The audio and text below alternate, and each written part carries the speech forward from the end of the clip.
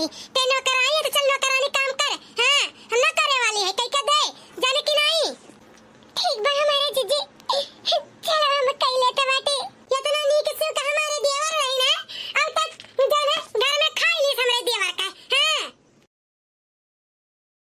जब हमारे तकलीफ रही शरीर में घर वाले हमारे तनिको नहीं समझत बुझाती कि हाँ इंसान हो इहो के तकलीफ होता है इहो के दर्द पीड़ा होता है कुछ नहीं बस खाली घर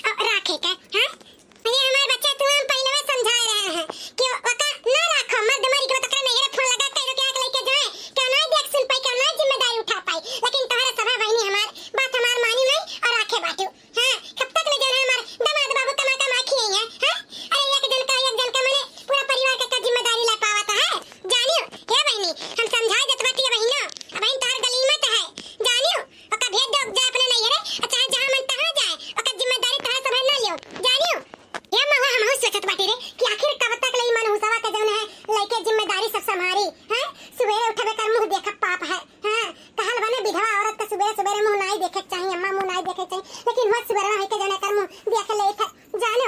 ऐसा लगा था कि भगवान न करे कबो क्यों संगरी गलत हो जाए हैं, एकर मुंह देखा पाप है अम्मा पाप है। हम तो ये अम्मा हम दिमाग लगाए ना कि बस तो जाई नहीं घर में से।